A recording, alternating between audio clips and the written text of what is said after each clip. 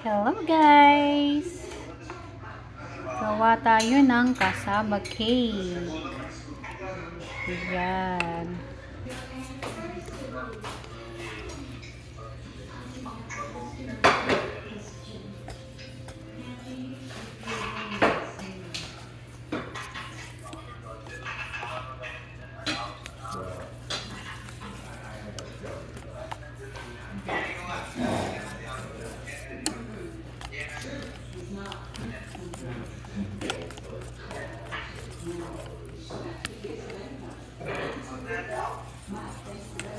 Siyempre guys, dapat hindi mawawala ang toppings ng kasaba cake natin. Lutuin lang siya ng konti.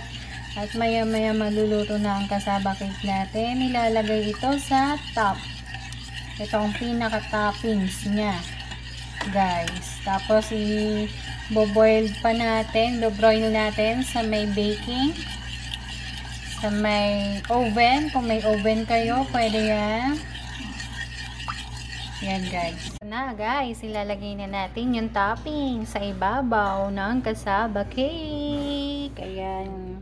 Ito nga siya, ilalagay natin ulit siya at ipipreheat natin as broil. I-broil natin siya sandali.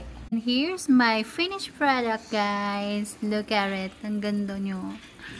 Ang sarap-sarap ng kainin.